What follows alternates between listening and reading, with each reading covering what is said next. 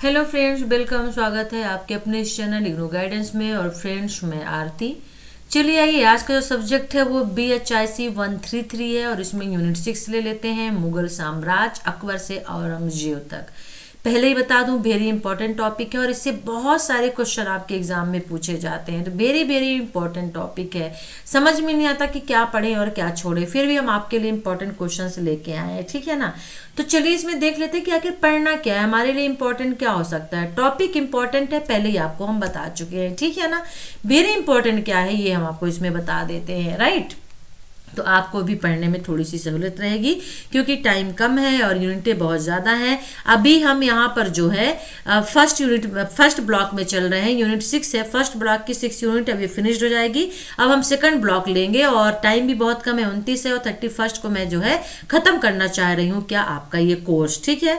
तो चलिए यहाँ पर देख लेते हैं। अगर हम पहला क्वेश्चन यहाँ पे देखते हैं कि हमारे लिए इंपॉर्टेंट क्या हो सकता है, तो देखिए यहाँ पर सबसे पहले अगर हम मुगल साम्राज्य के बारे में पढ़ते हैं और मुगल साम्राज्य के बारे में हम बैरम खां का नाम ना आए तो थोड़ा सा यहाँ पे हमें आश्चर्य लगेगा। तो इसमें इंपॉर्टेंट क्वेश्चन से एक जो है वो बन सकता है आपका बैरम खां का, ठीक है। तो बैरम खां का संरक्षण जो है 1556 से, वो आपके लिए इंपॉर्टेंट हो सकता है। तो यहाँ पे पहला क्वेश्चन हमारा बन जाएगा बैरम खां का संरक्षण 1556 से 1560 ईस्वी का, ठीक है ना। वेरी वेरी इंपॉर्टेंट क्वेश्चन ये आपका है। चलिए अब यहाँ पे अकबर के क्षेत्रीय प्रसार की बात यदि हम करते हैं तो ज्यादा इंपॉर्टेंट नहीं है, लेकिन एक नजर हम डालेंगे। प्रशासनिक पुनर्गठन इंपॉर्टेंट है और मुगल राजपूत संबंध वेरी वेरी इंपॉर्टेंट है, ठीक है। यदि हम मुगल कालीन पढ़ रहे हैं और इसमें मुगल राजपूत संबंध नहीं पढ़ रहे हैं तो कुछ भी नहीं है। शायद सरदारों की प्रतिनिधियां, ये भी इंपॉर्टेंट आपके लिए हो सकता है, ठीक है ना। यहाँ पे मुगल और दक्कनी राज के बारे में थोड़ा देखेंगे, मुगल मराठा संबंध के बारे में भी थोड़ा सा हम देखेंगे, ठीक है ना। और यहाँ पे मुगल साम्राज्य का पतन, ये जो है वेरी इंपॉर्टेंट क्वेश्चन आपके लिए बन सकता है। इसके दो चरण हैं, एक तो है आपका साम्राज्य केंद्रित दृष्टिकोण और दूसरा है क्षेत्र केंद्रित दृष्टिकोण, ठीक है। तो चलिए फिर इन दोनों को हम ले लेते हैं। तो चलिए आइए फिर देख लेते हैं जल्दी से और ले लेते हैं, क्योंकि वीडियो थोड़ा लेंदी हो सकते हैं। हिस्ट्री है, हिस्ट्री जब तक आप समझेंगे नहीं तो वो बनेगी नहीं, समझ में नहीं आएगी, ठीक है ना। तो यहाँ पर चलिए स्टार्ट कर देते हैं कि हुमायूं ने मुगल साम्राज्य का जो उद्धार है वो एक तरह से, मुगल साम्राज्य की स्थापना तो बाबर ने की, फिर उसके बाद हुमायूं आया, लेकिन हुमायूं पानीपत का युद्ध जो है वो हार गए। 1555 में उसने इसको पुनः स्थापित कर दिया था, किसको, मुगल साम्राज्य को स्थापित कर दिया था। लेकिन महत्वपूर्ण जो एक रोल है मुगल साम्राज्य को स्थापित करने में वो किसको जाता है, वो अकबर को जाता है, ठीक है ना। तो अकबर की नीतियों ने ही साम्राज्य को बनाए रखने में महत्वपूर्ण भूमिका निभाई थी और अकबर के शासन काल में ही मुगल साम्राज्य का राजनीतिक वास्तविक बन गया था। तो ये जो एक तरह से शक्तिशाली जो राज्य के रूप में उभर कर आया है, भारतीय राजनीति में महत्वपूर्ण स्थान जो प्राप्त किया है मुगल ने, वो सिर्फ और सिर्फ अकबर के कारण हुआ है, ठीक है ना। तो उत्तराधिकारियों ने कुछ परिवर्तन के साथ उसकी नीतियों को अपनाया था, कुछ परिवर्तन वो करते गए थे, ठीक है। तो मुगल साम्राज्य को एक शक्तिशाली साम्राज्य बनाना, उसको मजबूत करना, उसका प्रसार करना, ये सभी कुछ काम जो है किसने किया था, अकबर ने अपने शासनकाल में किया था, ठीक है ना। अब जैसे जैसे जो मुगल साम्राज्य था विकसित हो रहा था, उसी समय उसकी बहुत सारी ऐसी राजनीतिक शक्तियां थीं जिनसे उनको जूझना लड़ना पड़ता था और जिनका कई क्षेत्रों में आधिपत्य कायम था, यानी अधिकार कायम था। इसमें राजपूत, विंध्य पर्वत श्रृंखला, दक्षिण में स्थित बीजापुर, गोलकोंडा, अहमदनगर मराठा शासक महत्वपूर्ण माने जाते थे। मराठा शासक वेरी इंपॉर्टेंट आपके लिए बनता है, राजपूत शासक वेरी इंपॉर्टेंट बन जाते हैं, जिनसे मुगलों के युद्ध होते रहते थे, ठीक है। अब जैसे ही मुगल की सत्ता स्थापित हो गई, वैसे ही उन्होंने उत्तरी पश्चिमी सीमा पर सुरक्षा के लिए अब गंभीरता से सोचना प्रारंभ कर दिया था। उत्तरी पश्चिमी सीमा पर सुरक्षा के लिए अपने सैनिक अभियानों का संचालन करके अपने साम्राज्य को मजबूत करना, सुदृढ़ करना, ये सभी चीजें, और वो भी कहाँ, भारत की सीमा के अंदर, वो भारत के बाहर नहीं गए। बाबर हुमायूं ने गलती की थी कि वो भारत के बाहर अपनी सीमाओं का विस्तार कर रहे थे, इसीलिए वो शक्तिशाली नहीं बन सके। लेकिन अकबर ने सिर्फ और सिर्फ भारत के बाहर नहीं बल्कि भारत के अंदर जो है होर कुंज, हिंद कुछ ऐसे कुछ वो देश थे, जगह थे, क्षेत्र थे जहां पर उन्होंने इसका विस्तार किया था। ठीक है, और अपने शासन के प्रारंभ से ही अकबर काबुल एवं कंधार में इस कारण से अपने अधीन करना चाहता था, क्योंकि ये जुड़े हुए थे। तो कंधार और काबुल जो थे ये भारत से जुड़े हुए थे, एक जाने का रास्ता जो था वही था, और अकबर यहाँ पे भी अपना विस्तार करना चाहता था, क्योंकि किसी भी बाह्य आक्रमण के समय वह ढाल के रूप में काम कर सके। ठीक है, और यहाँ पर अबुल फजल जिसने अकबरनामा लिखा था उसमें उन्होंने बताया भी था कि काबुल एवं जो कंधार है दोनों ही भारत के प्रवेश द्वार कहलाए जाते थे उस समय। ठीक है ना, तो ये वेरी इंपॉर्टेंट था अकबर के लिए काबुल एवं कंधार पर क्या करना, अपना कब्जा जमा लेना। एक ईरान को तो दूसरा मध्य एशिया की ओर जाता था, जो रास्ता था ना जिसे वास्तविकता पर बल दिया गया था काबुल एवं कंधार, तो एक ईरान की ओर और दूसरा कहाँ, मध्य एशिया की ओर जाता था। अब यहाँ पे देख लेते हैं, अब यहाँ पर नीचे देख लेते हैं कि सत्ता की राजनीति और बैरम खां का संरक्षण 1556 से 1560 ईस्वी में बैरम खां का संरक्षण, क्योंकि पता है कि हुमायूं के बाद अकबर का संरक्षक था वो बैरम खान था। ठीक है, अब हुमायूं की मृत्यु हो गई थी, जब मृत्यु हुई थी तो अकबर सिर्फ 13 वर्ष का था, और हुमायूं के विश्वास पात्र अकबर के शिक्षक जो बैरम खां था उसने कारभार संभाला और संरक्षक के रूप में काम करना शुरू कर दिया था। ठीक है ना, एक दर्जन के रूप में बैरम खां के संरक्षण काल को 4 भागों में विभाजित किया जा सकता है। वो 4 काल कौन है, यदि आप उसको याद कर लेंगे, और यदि क्वेश्चन आता है बैरम खां का संरक्षण, ठीक है ना, ये अकबर खान का स्टार्टिंग का पूछा जाता है कि बैरम खान के रूप में उसने अपना स्टार्टिंग कैसे किया, अपने शासन किस तरह से विस्तारित किया, तो भी आपको यही लिखना होगा।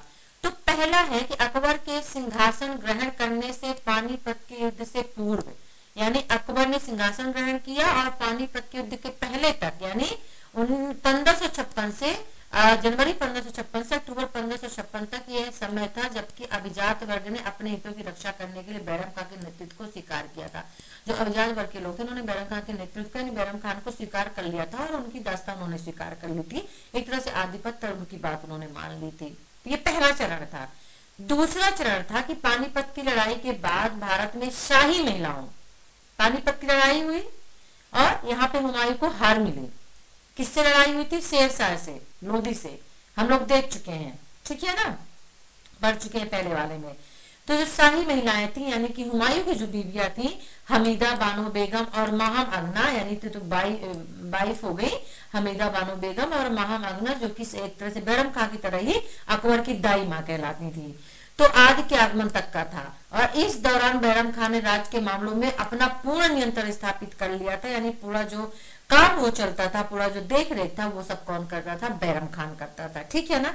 और यहाँ पर अपने व्यक्तिगत समर्थकों का एक गुट भी बनाने की कोशिश की थी बैरम खान ने, क्योंकि उसके दिमाग में शायद कुछ चल रहा था कि एक तरह से अकबर अभी बहुत छोटा है, हो सकता बड़ा होते होते वो पूरे राज्य पे अपना आधिपत्य कर ले और वो वहां का सम्राट बन जाए। अब ये होता भी है। 1559 के मध्य था। बैरम खान की शक्ति एवं प्रभाव का ह्रास हुआ यहाँ पर, क्योंकि अकबर अब बड़ा हो गया, उसने अपनी सत्ता अपने हाथ में ले ली बागडोर, और अंतिम चरण में बैरम खान ने पुनः अपने नियंत्रण को स्थापित करने का प्रयास किया था। इसी के बाद उसको जो है क्या कर दिया गया था? देश से बाहर निकाल दिया गया था, अकबर ने किया था। और इसी समय में गुटों के मध्य तनाव भी बढ़ा, जिसके कारण बैरम खान को सत्ता से निरस्त कर दिया गया था। तो ये 4 चरण यहाँ पे हैं, पहला, दूसरा, तीसरा, चौथा। ये 4 चरण आप कॉपी में लिख लीजिए और कौन चरण किसके लिए जाना जाता है यदि आप ये माइंड में रख लेंगे और ये क्वेश्चन आता है बैरम खान से संबंधित आता है, या अकबर के संरक्षक के रूप में बैरम खान के बारे में आप क्या जानते हैं, उसने कैसे राज का विस्तार किया, तो ये फिर आपको यहाँ पे लिखना पड़ेगा, ठीक है।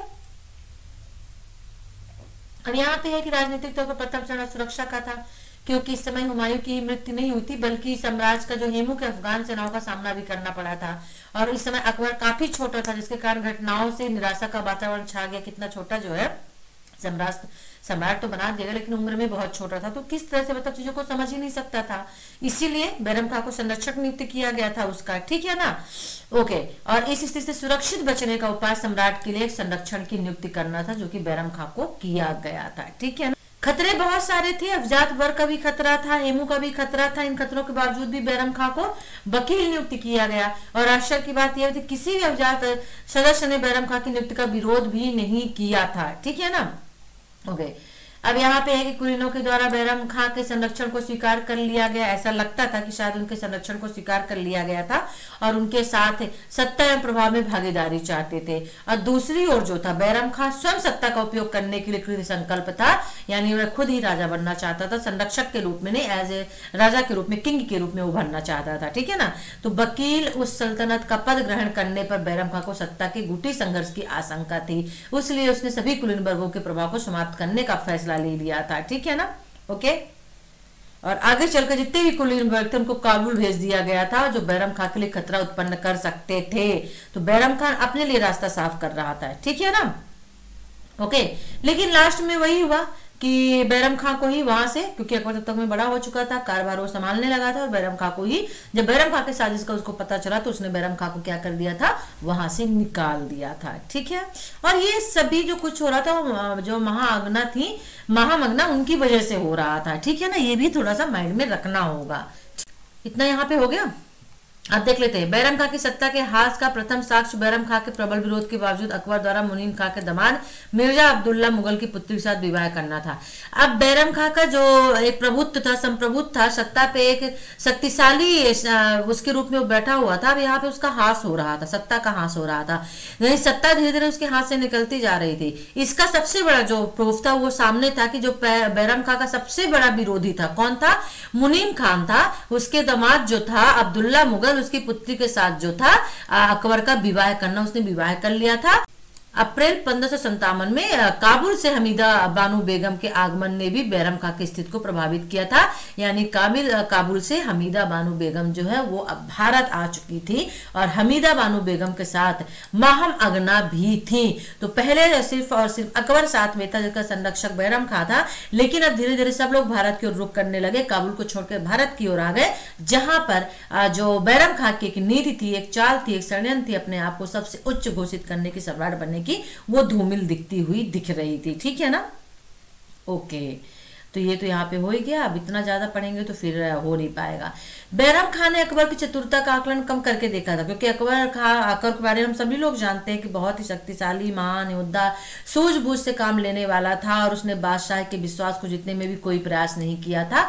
और मार्च 1560 में बादशाह ने बैरम खां को पद से हटाने की घोषणा तब की जब बैरम खां के सभी वफादारों ने बादशाह का समर्थन किया, या फिर वो तटस्थ हो गए, यानी कि ना तो इधर थे ना उधर थे, दोनों तरफ से हट गए। तो ये था बैरम खान के संरक्षण का काल। ठीक है ना। तो बैरम खान के संरक्षण काल के अध्ययन से स्पष्ट है कि वास्तविक राजनीति सत्ता कुलीन वर्ग में निहित थी। सत्ता कुलीन जो वर्ग था, जैसे कि जो लोग हमीदा बेगम और उन लोग का वहां से वापस आना ही बैरम खान के एक तरह से प्रभुत्व का हास होने लगा था यहाँ पे। ठीक है। और अपने स्थिति को बनाए रखने के लिए जो कुलीन वर्ग थे उन्हें एक गुट पर निर्भर होना पड़ता था, और यहाँ पे बैरम खान का भी जो प्रभुत्व था वो धीरे धीरे खत्म होने लगा था, और बाद में उसको वहां से हटा दिया गया था। ठीक है ना। बैरम खान का संरक्षक काल जो था उसके लिए संकट बना रहा, जहां एक और कुलीनों की स्वतंत्रता में कटौती करना चाहता था बैरम खान, वहीं दूसरी ओर उसने अपनी सत्ता बनाए रखने के लिए क्या किया था, उसको समर्थन की भी आवश्यकता थी। तो कुलीनों की स्वतंत्रता में भी आप चाहोगे कि उनको फ्रीडम, आजादी ना दी जाए, लेकिन आप ये भी चाहते हो कि वो हमारा साथ भी दे, तो ये कैसे हो सकता है, और इस कारण उसके संपूर्ण काल में विरोधाभास बना रहा। ठीक है। तो ये बैरम खान के संरक्षण का था। ठीक है। इतना काफी है, बहुत है। अकबर के अधीन क्षेत्रीय प्रसार देख लेते हैं, जो वेरी इंपॉर्टेंट है, यहाँ पर इस चीज को हम ले लेते हैं। ठीक है ना। तो अकबर के अधीन क्षेत्रीय प्रसार, यानी अब अकबर, बैरम खान के बाद अब अकबर साम्राज्य, राज्य का जो है, राष्ट्र का साम्राज्य वो बन गया था। अब इसने अपनी सभी नीतियां अपने हाथों में ले ली थी, और अपने मुगल साम्राज्य के क्षेत्रीय प्रसार की नीति भी प्रारंभ कर दी थी। ठीक है ना। अब यहाँ पे प्रसार की किसी भी नीति के अनुकरण का अभिप्राय, मतलब देश के विभिन्न भागों में विद्यमान भिन्न भिन्न राजनीतिक शक्तियों के साथ संघर्ष से था। यानी क्षेत्रीय प्रसार की नीति का मतलब ही था कि अब वह जो राज्य में बहुत सारी ऐसी शक्तियां थी, बहुत सारे ऐसे क्षेत्र थे जहां जो राजा उस देश के, क्योंकि पहले राज्य को देश कहा जाता था। ठीक है। तो उस देश के जो राजा थे उनसे वो अब संघर्ष में लड़ाई करना चाहते थे, उन पर अधिकार जमाना चाहता था अकबर, और इससे कुछ राजनीतिक शक्तियां सुसंगठित भी थी, और राजपूत राज इसी श्रेणी में थे, यानी सबसे सुसंगठित शक्तिशाली राष्ट्र जो है वो राजपूत कहलाए जाते थे मुगल के बाद। तो हालांकि स्वयं सरदारों एवं राजाओं के रूप में सारे देश में वो विद्यमान थे, कौन, राजपूत लोग। ठीक है ना। ओके। अकबर ने सुनियोजित ढंग से साम्राज्य के प्रसार का प्रारंभ किया। क्वेश्चन यदि आता है साम्राज्य का प्रसार का अकबर का, तो आपको यही चीज यहाँ पे लिखनी पड़ेगी, ठीक है ना। या फिर राजपूताना का तो आगे भी दिया हुआ है। और ये भी है कि मुगल साम्राज्य का महत्वपूर्ण प्रसार अकबर के शासनकाल के दौरान ही हुआ था, और उसके जो उत्तराधिकारी थे जहांगीर, शाहजहां, फिर जहांगीर का बेटा शाहजहां, शाहजहां का औरंगजेब, ये तीन जो पर पार्टी आई थी, उन्होंने भी शासनकाल के साम्राज्य के क्षेत्रीय प्रसार में थोड़ी बहुत वृद्धि की थी, थोड़ी बहुत की थी, लेकिन जितना अकबर ने किया था उतना किसी ने भी नहीं किया। तो औरंगजेब के शासनकाल में मुख्य प्रसार जो था दक्षिण भारत और उत्तर पूर्वी यानी असम जो था भारत को साम्राज्य में शामिल करने के रूप में हुआ था। तो औरंगजेब से क्वेश्चन आता है प्रसार का, तो आपको दक्षिण भारत, उत्तर पूर्वी, असम के बारे में लिखना होगा। पहले यहाँ पे भी हम अकबर के बारे में पढ़ रहे हैं, ठीक है ना। फिर यहाँ पे उत्तर तथा मध्य भारत आ जाता है। ये इंपॉर्टेंट हो सकता है कि प्रथम सैनिक अभियान 1559 और 1560 में ग्वालियर एवं जौनपुर पर अधिकार करने के लिए किया गया था अकबर के टाइम में, ठीक है ना। और एक संक्षिप्त लड़ाई भी लड़ी गई थी जो कि राम साय ने ग्वालियर के किले का समर्पण कर दिया था, उसमें अकबर की जीत हुई थी। खान जमा को जौनपुर का अधिकार करने के लिए भेज दिया गया था, और खान जमा ने जौनपुर के अफगान शासकों को पराजित कर उन्हें मुगल साम्राज्य में शामिल कर लिया था। तो यहाँ पर जो है उत्तर तथा मध्य भारत में भी प्रथम सैनिक अभियान जो छेड़ा गया था, उसमें भी इनको जो है अकबर को, मुगलों को जो है सफलता मिली थी। फिर मध्य भारत के मालवा पर बाज बहादुर का शासन था, उसने अधम खान के नेतृत्व में मुगल सेनाओं ने पराजित कर दिया और बाज बहादुर बुरहान की ओर भाग गया था। तो मध्य भारत के मालवा पे भी किसका अधिकार हो गया था? अकबर का हो गया था, यानी मुगलों का हो गया था। और मध्य भारत में गढ़कटंगा और गोंडवाना एक स्वतंत्र राज्य थे, ठीक है ना। और यहाँ पर इस राज्य पर दलपत साय की जो विधवा रानी दुर्गावती का हम लोगों ने बहुत नाम सुना, शाहसी अद्वितीय साहस उनमें था, तो वो थी। और दुर्गावती को 1564 में पराजित कर दिया गया, और बाद में 1567 में इस राज्य को अकबर ने दलपत शाह के भाई चंद्र शाह को सौंप दिया था। तो मध्य भारत में पहले हमने क्या देखा कि पहले हमने जौनपुर देखा, फिर हमने मालवा देखा, मालवा के बाद हमने यहाँ पे गोंडवाना देखा, ठीक है ना। इस चीज को याद रखिएगा, बस थोड़ा सा याद रखिएगा कि मालवा में कौन था। मालवा में बहादुर शाह, बाज बहादुर शाह, गोंडवाना में जो रानी दुर्गावती थी उनको, ठीक है ना। सभी जगह पे मुगल जो है आगे की ओर जीतते हुए बढ़ते जा रहे थे। और इस काल के दौरान अकबर को मध्य भारत में अनेक विद्रोहों का सामना करना पड़ा, और अब्दुल्ला खां उज़्बेक के विद्रोहों का नेता था, और अन्य दूसरे उज़्बेक भी इसमें शामिल हो गए। तो मध्यकाल के दौरान उज़्बेकों का सामना करना पड़ा था, किसको? मुगलों को करना पड़ा था। और खान जमा तथा आसफ खान ने भी विद्रोह किया था, ठीक है ना। बैरम खां के पतन के बाद जो है 1560 में कुलीनों के साथ अकबर का जो संघर्ष प्रारंभ हुआ वह उसका अंत भी हो गया था। और अकबर ने अपनी कूटनीतिक निपुणता, संगठनात्मक योग्यता तथा विश्वसनीय मित्रों की सहायता से हुई समस्या का समाधान किया। तो अकबर ने किस तरह से बैरम खां के पतन के बाद जो राज्य में नियंत्रण स्थापित किया, तो वो अगर क्वेश्चन आता है तो आपको फिर यहाँ पे ये लाइनें लिखनी पड़ेंगी, ठीक है ना। कूटनीतिक निपुणता, संगठनात्मक योग्यता और विश्वसनीय मित्र, ये 3 टॉपिक करके आपको इसको एक्सप्लेन कर देना है, ठीक है। फिर पश्चिम भारत की यदि बात की जाए तो राजपूताना विजय वेरी इंपॉर्टेंट था, क्योंकि अकबर को ये मानना था कि स्थायी साम्राज्य के लिए राजपूताना को जीतना, यानी राजपूतों का दिल जीतना, उन्हें अपने आप में शामिल करना, उनसे संधि करना और उनको अपने राज्य में शामिल करना वेरी इंपॉर्टेंट था, और तभी संपूर्ण भारत में उसका अधिकार हो सकता था, ठीक है ना। तो अकबर की राजपूतों के राज्यों के प्रति नीति की विस्तृत विवेचना यहाँ पे नहीं की गई है। चित्तौड़ के शासक महाराणा प्रताप को छोड़कर सभी राजपूत शासकों ने अकबर के प्रति राजभक्ति अभिव्यक्त कर दी थी, यानी उसकी दास्ता को स्वीकार कर लिया था और मुगलों में शामिल हो गए थे, ठीक है। सिर्फ किसको छोड़ के? महाराणा प्रताप को छोड़ करके, ठीक है। अब ये भी नहीं देखेंगे हमने, इसलिए पहले इसमें ना टिक लगा लिए हैं। ये बात थोड़ा सा मुझे देखो, 1581 का विद्रोह क्या था? अगर B.N. स्मिथ के अनुसार देखा जाए, हो सकता है कभी कभी इस तरह से भी क्वेश्चन पूछ दिए जाते हैं हिस्ट्री से, कि एक जो क्योटो है, ये लाइन है, ये दे दी जाए, फिर इसको कहा जाए कि इसको एक्सप्लेन करिए। मैंने देखा है ओल्ड क्वेश्चन पेपर में, यदि अकबर के अपनी शक्ति के सुदृढ़ करने वाले प्रारंभिक वर्षों पर ध्यान न दिया जाए, तब अकबर के शासनकाल में 1581 का वर्ष सबसे संकट वर्ष था। तो 1581 का विद्रोह आता है, ये लाइन दे दी जाती है, तो इसको एक्सप्लेन करने का आंसर एक ही होगा। ठीक है, तो देख लेते हैं आखिर ये है क्या 1581 का विद्रोह। तो देखिए जो कुलीन वर्ग था वो 1567 तक चलने वाले संघर्ष के बाद पुनः बंगाल, बिहार, गुजरात, उत्तर पश्चिम में उभर कर ये सामने आ गए थे, फिर से वहां पे ये आ गए थे। और उन विद्रोही जड़ों को उन अफगानों का असंतोष था जिन्होंने मुगलों द्वारा सभी स्थानों से हटाया जा चुका था। ठीक है, तो अफगानों का संतोष था क्योंकि अफगान जो थे उनको मुगलों ने अपने राज्य से हटा दिया था। अब जब वो वहां से हटाए जा चुके थे तो वहां पे जाके बस गए थे जहां पे कुलीन वर्ग थे। और इसके अतिरिक्त अकबर के जागीर प्रशासन की कड़ी नीति भी इसके लिए उत्तरदायी थी। तो एक व्यवस्था अकबर ने बनाई थी जागीर वाला, वो व्यवस्था क्या थी देख लेते हैं। क्वेश्चन इसमें भी पूछा गया था, जागीर का क्वेश्चन पूछा गया था कि मुगल जागीर व्यवस्था क्या थी। ठीक है ना, ये देखिए मुगल जागीर व्यवस्था क्या थी, तो ये हम थोड़ा सा यहाँ पर देख लेते हैं, ये आपके लिए इंपॉर्टेंट हो सकता है। ओके, तो जागीरदारों को इस नीति की, अब ये नीति क्या थी, जागीर व्यवस्था देख लीजिएगा, वेरी वेरी इंपॉर्टेंट ये आपके लिए बन जाएगा। ठीक है ना, तो इस नीति के द्वारा जमीन जागीरदार जो होते थे उनको आदेश दिया कि वे अपनी अपनी जागीरों का लेखा जोखा जमा करें तथा उनके सैनिक खर्चों में कटौती की गई थी। यानी जितनी उनके पास जागीरें यानी कि जमीनें जो थी, जो भी उनके पास था उनका वो लेखा जोखा करें, यानी कि वो बताएं कि उनके पास क्या कितना है। और उनके लिए जो सैनिक के खर्चे दिए जाते थे उनमें भी कटौती कर दी गई थी। तो बंगाल के गवर्नर ने इन आदेशों को कठोरता के साथ लागू किया था और इस नीति ने वहां विद्रोह को जन्म दे दिया। तो ये जो जागीर व्यवस्था थी वो बंगाल के गवर्नर ने लागू की थी।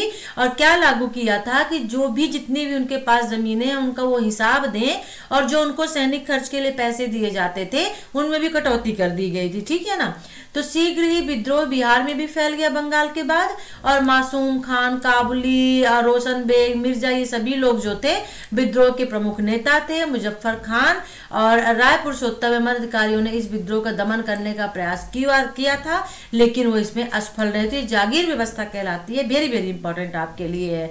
तो अकबर ने तुरंत राजा टोडरमल, शेख फरीद नेतृत्व में एक बड़ी सेना भेजी थी और टोडरमल की सहायता के लिए अजीज कोका, शहबाज खान को भी वहां पर भेज दिया था। ठीक है, और मुगल सेनाओं ने बिहार, बंगाल आसपास के क्षेत्रों में विद्रोह को कुचल भी दिया था।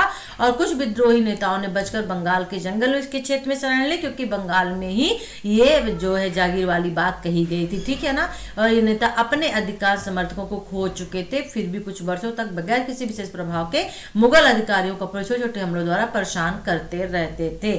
ठीक है, तो ये है जागीर व्यवस्था, वेरी इंपॉर्टेंट है आपको, ये देखिएगा, ये क्वेश्चन पूछा जाता है। ठीक है ना, चलिए अब यहाँ पे देख लेते हैं जागीर व्यवस्था, थोड़ा समझ लीजिए, उसको एक्सप्लेन करके लिख दीजिएगा। ठीक है ना, ओके।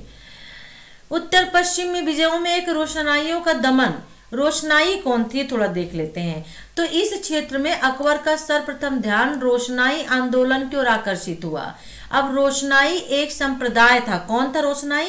एक संप्रदाय था जिसका गठन सीमा क्षेत्र के पीर रोशनाई नाम के एक सिपाही ने किया था। तो ये क्या था? एक संप्रदाय था यानी, और ये लोग आंदोलन किया करते थे और जिसका गठन किसने किया था? पीर रोशनाई, से इसको रोशनाई आंदोलन कहते थे। टिप्पणी में लिखने के लिए आ सकता है, वेरी इंपॉर्टेंट है। और उसको व्यापक समर्थन भी मिला हुआ था और उसकी मृत्यु के बाद उस संप्रदाय का मुखिया उसका पुत्र जलाला बन गया था। और रोशनाइयों ने मुगलों के विरुद्ध विद्रोह कर दिया और काबुल तथा हिंदुस्तान के बीच के मार्ग को काट दिया। यानी काबुल कंधार से जो हिंदुस्तान के लिए जाते थे उस मार्ग को इन्होंने बीच से काट दिया था और मुगलों के विरुद्ध हो गए थे। अकबर ने रोशनाइयों के विद्रोह का दमन करने तथा इस क्षेत्र में मुगल सत्ता को स्थापित करने के लिए जौन खां को एक शक्तिशाली सेना के साथ वहां भेजा। जैन खां की सहायता है सैयद खां को भी वहां पे भेजा गया अलग से, और राजा बीरबल को भी अलग सेना के साथ भेजा गया था। और इस अभियान के दौरान राजा बीरबल लगभग 8000 सैनिकों के साथ मारा गया था, ठीक है, इस लड़ाई में। और उसी के साथ जौन खां को भी पराजित कर दिया गया था, किंतु वह बचकर किसी प्रकार अकबर के पास अटक के किले में मिल गया था। और अकबर को राजा बीरबल की मृत्यु से बहुत बड़ा आघात लगा क्योंकि उसके अत्यंत प्रिय साथियों में से एक था। हम लोग जनरली अकबर और बीरबल की कहानी सुनते हैं। तो अकबर ने इस क्षेत्र पर अधिकार करने के लिए शक्तिशाली सेना का सेनानायक राजा टोडरमल को नियुक्त किया। और राजा मान सिंह से भी कार्यवाही करने को कहा गया था और इस संयुक्त अभियान के कारण रोशनाइयों को पराजित कर दिया गया और मुगल यहाँ पे जीत गए। तो रोशनाई जो है इनसे क्वेश्चन भी आ सकता है, लंबा है, ठीक है, और साथ ही साथ में टिप्पणी करने के लिए भी आ सकता है। तो ये सिर्फ एक आंदोलन था, ठीक है, ओके।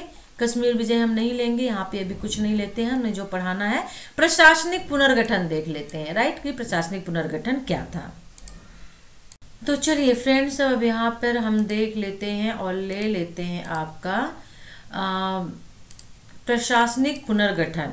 अकबर की विजयों एवं क्षेत्रीय प्रसार की जो नीति थी वो मुगल प्रशासनिक ढांचे में नए क्षेत्रों को सुदृढ़ करने के साथ साथ चली। तो यदि क्वेश्चन आता है प्रशासनिक पुनर्गठन अकबर का या प्रशासनिक पुनर्गठन मुगल काल का या अकबर की विजय एवं क्षेत्रीय प्रसार की नीति के लिए क्वेश्चन यदि आता है, ठीक है ना, तो आप सभी का जो आंसर है वो यही होगा, ठीक है, ओके, राइट। चलिए, तो यहाँ पे थोड़ा सा इसको देख लेते हैं हम। सबसे पहले उसने क्या किया, सूबों का निर्माण किया, ठीक है, क्या किया, सूबों का निर्माण किया उसने। प्रशासनिक पुनर्गठन के अंतर्गत पहला कदम था अकबर का। 1580 में अकबर ने संपूर्ण मुगल साम्राज्य को 12 प्रांतों में विभाजित कर दिया। कितने प्रांतों में, 12 प्रांतों में, और जिनको सूबा कहा गया। तो सूबा किसे कहा गया, जिनको 12 अलग अलग प्रांतों में विभाजित कर दिया गया। ये सूबे इलाहाबाद, आगरा, अवध, अजमेर, अहमदाबाद यानी गुजरात, बिहार, बंगाल, ओडिशा सहित दिल्ली, काबुल, लाहौर, मुल्तान और मालवा थे, ठीक है। तो ये सूबों का निर्माण कर दिया गया और दक्कन की विजय के बाद 3 नए सूबों को शामिल कर लिया गया। अब इनकी संख्या बढ़कर 15 हो गई थी। मालवा में भी विजय उन्होंने, सॉरी, दक्कन में भी उन्होंने विजय प्राप्त कर ली थी, ठीक है ना। तो ये बरार, खानदेश और अहमदनगर थे, ओके। तो और यहाँ पर अधिकारियों को, यानी कि अकबर जो अधिकारियों को नियुक्त करते थे और नियुक्त करने के बाद क्या होता था, यहाँ पर वहां पर उनके द्वारा शासन किया जाता था, ठीक है। तो सूबों का निर्माण पहला है प्रशासनिक निर्माण में या क्षेत्र विस्तार में। सैन्य प्रशासन, अकबर ने सैन्य प्रशासन को भी नया स्वरूप प्रदान किया। उसने सेना को संगठित करने के लिए पूर्ववर्ती परंपराओं और नवीन उपायों का संयुक्त रूप से उपयोग किया था। उसने केंद्र की सैनिक ढांचे की स्थापना की थी, ठीक है। सैन्य एवं प्रशासनिक जो नागरिक अधिकारी थे उनकी योग्यता और राज्य की सेवा के आधार पर मनसब प्रदान किया। वेरी इंपॉर्टेंट है आपका, ये क्वेश्चन भी एक पूछा गया था एग्जाम में, मनसब प्रणाली क्या कहलाती है। तो जो वहां के सैन्य एवं नागरिक अधिकारी थे उनको उनकी योग्यता या राज्य की सेवा के आधार पर मनसब प्रदान किया जाता था। तो मनसब का शाब्दिक अर्थ होता था पद या ओहदा। वेरी वेरी इंपॉर्टेंट क्वेश्चन भी इसमें पूछा गया है इससे संबंधित मनसब से, और साथ ही साथ में टिप्पणी भी लिखने के लिए आता है, ठीक है ना। तो मनसब क्या है ये आप इसको देख लीजिए, याद रखिएगा। तो ओहदा या पद जो है वो मनसब कहलाता था और मनसबदार का तात्पर्य होता था पद को धारण करने वाला। तो मनसब ओहदा या पद, और जो उसको धारण करे, जो उस पर बिठाया जाए, तो पद को धारण करने वाला मनसबदार।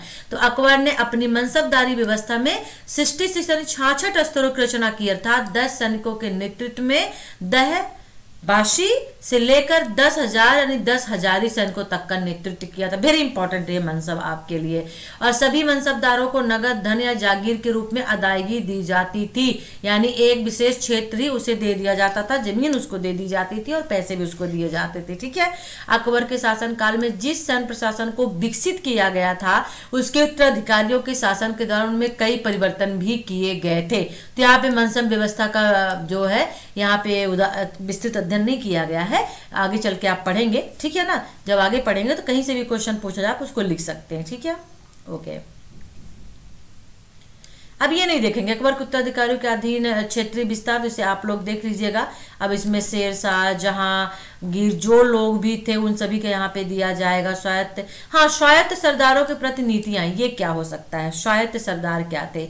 तो मुगल साम्राज्य को दृढ़ करने के प्रयासों में अकबर ने अपना ध्यान स्वायत्त सरदारों की ओर आकृष्ट किया, यानी कि स्वायत्त सरदारों की ओर डाला। इस शब्द का प्रयोग शासक वर्ग के लिए किया जाता था जो संपूर्ण देश में फैले हुए छोटे छोटे क्षेत्रों में किसी न किसी रूप में शासन करते थे। जैसे एक क्षेत्र विशेष हो गया, वो वहां का राजा हो जाता था, ठीक है ना। तो वो स्वायत्त सरदार कहलाते थे, ठीक है, ओके।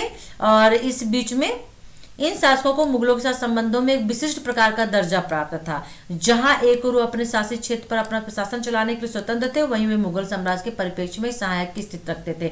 मतलब मान लीजिए कोई ऐसा क्षेत्र है, कोई ऐसा एक राज्य है, छोटा सा टुकड़ा है क्षेत्र का, जहां पे स्वतंत्र एक राजा होता था, वो उसका मालिक होता था, जो वो रूल वहां पे रखता था, जो नियम बनाता था, वो नियम वहां पे माने जाते थे वहां की प्रजा के द्वारा। तो अब यहाँ पे मुगल ने क्या किया था कि मुगल ने उनसे संबंध कर लिए, ठीक है ना, और संबंध उन्होंने जो संधि एक कर ली, संधि ये की कि आप अपना शासन अपने हिसाब से चलाइए, अपने राज्य में अपना शासन अपने हिसाब से चलाइए, लेकिन जरूरत पड़ने पे आप हमारी सहायता करेंगे। मान लीजिए उसके बगल वाले क्षेत्र में मुगल को आक्रमण करना होता था, तो वो क्या करते थे, जिसके साथ उन्होंने संधि की थी, जिस स्वायत्त सरदारों के साथ में, उनसे सैनिक लेते थे और उस पर जो है आक्रमण कर देते थे। तो ये था स्वायत्त सरदारों के प्रति अकबर की नीतियां, ठीक है। अकबर की सफलता इस तथ्य में निहित थी कि अपने साम्राज्य के स्वायत्त के लिए इन सरदारों का समर्थन प्राप्त करने में समक्ष रहे, और अकबर के उत्तराधिकारियों ने भी लगभग इसी नीति का अनुसरण किया था, ठीक है, ओके। अब यहाँ पे बहुत से ऐसे राजा लोग थे। समकालीन विवरण में कौन कौन से स्वायत्त सरदार थे, तो आप लिख दीजिएगा, राय, राणा, रावत, रावल, राजा, मर्जबान, कालंतरान, दो नाम फारसी की याद के रूप में हुआ था। तो ये सब स्वायत्त थे जिनका अपना राज्य होता था, और कभी कभी जमींदार शब्द का प्रयोग साधारण भूस्वामी तो सरदारों दोनों के लिए किया गया था, ठीक है ना, ओके। चलिए, सरदारों के साथ मुगलों का संघर्ष भी यहाँ पे दिया हुआ है, ये देख लीजिएगा आप। सरदारों के साथ मुगलों का संघर्ष मुझे इतना इम्पोर्टेंट नहीं लगता है। लोदियों की पराजय के बाद अब बाबर के अधीन भारत की केंद्रीय सत्ता को अफगानों तथा स्वायत्त सरदारों के संयुक्त विद्रोह का सामना करना पड़ा था। हुमायूं को भी उसकी शत्रुता का सामना करना पड़ा था, ठीक है ना, ओके। स्वायत्त सरदार के बारे में यदि लिखने के लिए आता है तो आप ये लिख सकते हैं, ठीक है ना।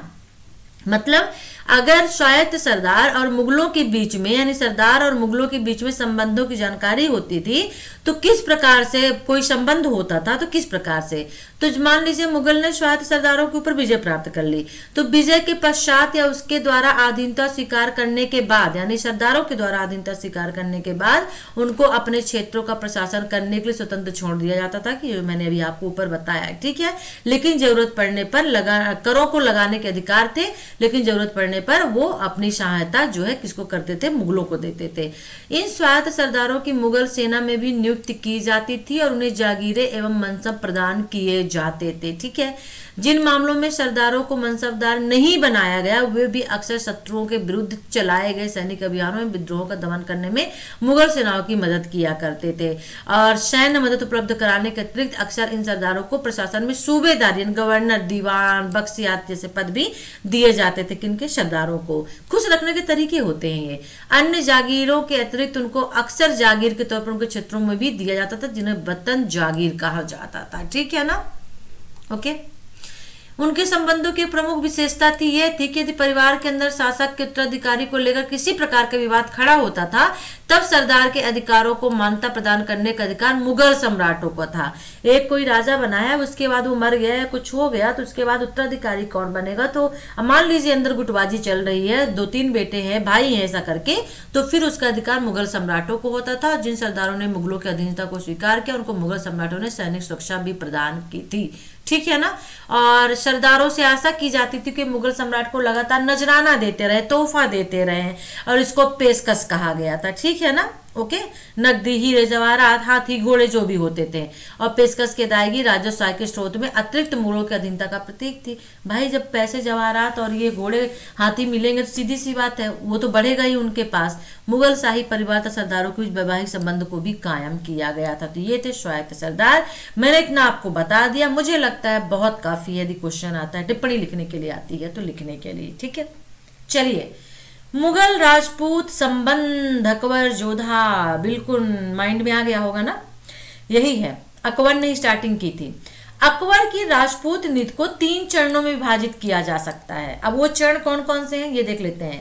पहला चरण 1569 से 1570 तक का पहला चरण माना जाता है, जिसमें अकबर ने राजपूतों के साथ दोस्ती बढ़ाई, सिर्फ दोस्ती बढ़ाई, दोस्ताना प्रयास किए थे। फिर 1557 में ही अकबर के मन पर राजपूतों के स्वामी भक्त की छाप पड़ गई, ठीक है। और जब आमेर के राजा भारमल के नेतृत्व में राजपूत सेना ने अकबर के प्रति अपनी निष्ठा व्यक्त की थी और इसके परिणाम स्वरूप 1562 में भारमल की पुत्री का विवाह अकबर से हुआ, हीराबाई जिसका नाम था हिरकाबाई, लेकिन लोग उसे जोधा के नाम से आज जानते हैं। ठीक है, अकबर ने 1560 से 1564 के बीच जजिया कर समाप्त कर जजिया समाप्त कर दिया और तीर्थ कर हटा दिया था। ये सब जोधा के आने के बाद हुआ था। ठीक है, और इस उदारवादी कदमों के कारण अकबर के प्रति लोगों का विश्वास बढ़ा और एक उदारवादी राजा के रूप में प्रतिष्ठित हुआ। जजिया कर और तीर्थ कर, पहले जो मुसलमान नहीं हुआ करते थे, गैर मोहम्मदन होते थे, उनको अपने तीर्थधाम में जाने के लिए तीर्थ कर देना पड़ता था, नहीं पैसे देने पड़ते थे, सिर्फ उन्हीं पे लागू होता था, मुसलमानों पे नहीं होता था क्योंकि शासक उनका था। जजिया कर भी यही होता था, जमीनों से संबंधित होता था। लेकिन जब जोधा से शादी हुई, राजपूतों से संबंध हुए मुगलों के, तो बहुत सारे परिवर्तन आए। उन परिवर्तनों में 2 परिवर्तन देखने को मिले। ठीक है, परंतु इन कदमों से राजपूतों और मुगलों के बीच संपूर्ण शांति स्थापित नहीं हो सकी। चित्तौड़ का युद्ध इसका उज्ज्वलंत उदाहरण था, क्योंकि राणा तो मानने को तैयार ही नहीं थे, वो मुगलों की दास्ता स्वीकार ही नहीं करना चाहते थे। तो अकबर के साथ भगवंत सिंह के रहने के बावजूद राजपूतों ने मुगलों का जमकर प्रतिरोध किया था और दूसरी तरफ अकबर ने युद्ध को जिहाद और शहीदों को गाजी कहकर पूरे मामले को धार्मिक रंग दे दिया था। तो पहले भी जिहाद वगैरह और शहीद चला करता था। ठीक है, ओके। तो पहले चरण में अकबर राजपूतों के प्रति उदार और रणथंभौर के गवर्नर जो दलपत राय को शाही को सेना में स्वीकार कर लिया था और जागीर भी दे दी गई थी। और अकबर ने भगवंत सिंह यानी कछवाहा राजकुमार की बहन से शादी की थी। भारमल अकबर का विश्वसनीय और घनिष्ठ बन गया था और इस बात के तथ्य सिद्ध होता है कि अब अकबर गुजरात अभियान के लिए निकला था तो आगरे की सारी जिम्मेदारी उसी पर सौंपी गई थी और किसी भी हिंदू राजा को इस प्रकार का सम्मान पहली बार मिला था, भारमल को, जोधा के पिताश्री को। ओके, द्वितीय चरण देख लेते हैं। पहले चरण में विश्वास हासिल करना, विवाह करना, ठीक है, लेकिन द्वितीय चरण में 1570 के अंत तक राजपूतों के साथ संबंध और भी प्रगाढ़ हो गए थे और बीकानेर के राय कल्याणमल ने अकबर के समक्ष अपने पुत्र सहित खुद उपस्थित होकर श्रद्धा व्यक्त की थी और इसके साथ ही कल्याणमल की बेटियों की शादी अकबर के साथ की गई थी। उन्हें उनकी रियासत में दृढ़ता से स्थापित किया गया, शाही सेवा में शामिल कर लिया गया और मुगल राजपूत संबंधों के विकास में अकबर का गुजरात अभियान महत्वपूर्ण स्थान रखता है, जहां अकबर ने व्यक्तिगत रूप से राजपूतों को सैनिकों के रूप में शामिल किया था और पहली बार राजपूतों को राजस्थान के बाहर नियुक्त किया गया, जिन्हें महत्वपूर्ण कार्य और पद सौंपे गए थे, जिनमें अकबर ने मान सिंह, भगवंत सिंह जैसे कछवाहा राजपूतों पर ही भरोसा किया था। ठीक है, अकबर को मेवाड़ समस्या का भी सामना करना पड़ा था क्योंकि राजपूत अपने वचन के पक्के होते थे, अकबर को पता था और शायद यही एक वजह थी कि वो राजपूतों को ज्यादा पसंद करते थे और मेवाड़ का राजा व्यक्तिगत समर्पण के लिए तैयार नहीं था और चित्तौड़ पर पुनः कब्जा जमाना चाहता था और अकबर व्यक्तिगत उपस्थिति के सिद्धांत पर अडिग रहा और इसी समय अकबर ने मारवाड़ पर अधिकार कर लिया। तो ये द्वितीय चरण था। मुगल और राजपूताना संबंध का क्वेश्चन आता है तो आपको यही लिखना पड़ेगा। तृतीय चरण देख लेते हैं। इसमें क्या हुआ, अकबर के कंटरपंथी तत्वों से संबंध विच्छेद के साथ शुरू होता है। ठीक है, जब उसके द्वारा महजर की घोषणा की गई, हालांकि राजपूतों के बढ़ते प्रभाव पर मुगल अभिजात वर्ग के एक दल ने शंका प्रकट की थी, परंतु अकबर ने इस प्रकार के विचारों को महत्व नहीं दिया और राजपूतों पर भरोसा करता रहा। लोग कह रहे थे, उसके खुद जितने भी दरबारी थे वो कह रहे थे कि आपको राजपूतों के ऊपर ज्यादा भरोसा नहीं करना चाहिए, क्योंकि हो सकता है कि आगे चल के मुगल की जगह राजपूताना यहाँ पे स्थापित हो जाए, एक साम्राज्य बन जाए। लेकिन अकबर का जो भरोसा था वो राजपूतों के ऊपर कायम रहा है और अकबर ने राजपूत शासकीय परिवारों से निकटता का संबंध स्थापित करने की कोशिश की थी। राजपूत मुगल संबंधों में कछवाहा परिवार को विशेष सम्मान प्राप्त था। 1580 में भगवंत दास की बेटी मणिबाई की शादी युवराज सलीम के साथ हुई थी और 1583 में जोधपुर, जो कि खालसा भूमि थी, मोटा राजा उदय सिंह को दे दी गई थी और उसकी बेटी की शादी सलीम के साथ हुई थी। तो इस तरह से पहले शादियां होती थी सिर्फ और सिर्फ अपने राज्यों को बचाने के लिए, चाहे वो मुगल हो, राजपूताना हो, कोई भी हो। और इसीलिए शायद कहते हैं कि हम लोगों का, चाहे हिंदू हो मुस्लिम हो, खून एक ही है ना, होना भी चाहिए, होगा भी।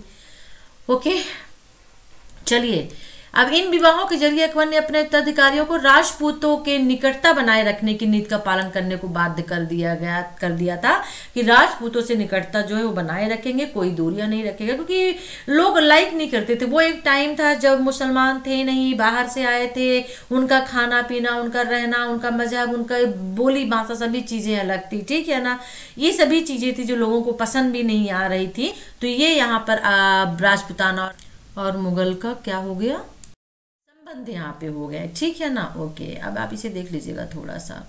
यहीं पे अकबर राजा को बीरबल भी मिला, जिसे बहुत सारे काम सौंपे गए। हम ऊपर देख भी चुके थे कि एक युद्ध में बीरबल मारा भी गया था और अकबर को बहुत दुख भी हुआ था। हम बहुत किस्से भी सुनते हैं अकबर और बीरबल के, ठीक है ना। और शाही सेवा में शामिल राजपूतों की कछवाहों की स्थिति सर्वोच्च हो गई थी। मनसबदारी व्यवस्था में कछवाहों को महत्वपूर्ण स्थान प्राप्त था। आईन अकबरी में मनसबदारी की सूची में 24 राजपूतों के नाम शामिल, जिनमें से 13 कछवाए थे और गैर कछवाए राजपूतों में केवल बीकानेर के राय सिंह को महत्वपूर्ण पद और ऊंचा ओहदा प्राप्त था, ठीक है। तो ये आप देख सकते हैं मुगल और राजपूताना संबंध बहुत पुराना था और होगा भी, क्योंकि वैवाहिक संबंध स्थापित हो गया था, मेन कारण था ये। जहांगीर शाहजहां का आ गया, औरंगजेब का आ गया, तो इसे हम नहीं देखेंगे, मुझे इतना इंपॉर्टेंट नहीं लगता है, ठीक है। एक ही वीडियो में ले लेते हैं मुगल और दक्कनी राज, दूसरे में ले लेते हैं क्या, बहुत लंबी हो जाएगा ना, सेकंड पार्ट कर लेते हैं, ठीक है ना। तो इसमें यहीं तक रख लेते हैं। अभी हाफ ही हुआ है, देखिए ये यहाँ पर अभी जो है ये हाफ ही हुआ है, ठीक है। चलिए अभी तो बहुत कुछ बचा हुआ है, दूसरे वीडियो में लेते हैं। तो वीडियो को लाइक करिए, शेयर करिए, चैनल को सब्सक्राइब नहीं कर सब्सक्राइब कर लीजिए, ठीक है ना। और नेक्स्ट वीडियो में इन्फॉर्मेशन के साथ हम आपसे फिर मिलेंगे। हमारे ग्रुप से जुड़ना है तो वीडियो के डिस्क्रिप्शन बॉक्स पे ग्रुप का लिंक दिया हुआ है, तो वहां से आप जुड़ जाइए, ठीक है। शेयर जरूर करिएगा, कोई क्वेरी हो तो कमेंट कर सकते हैं। Take care, bye.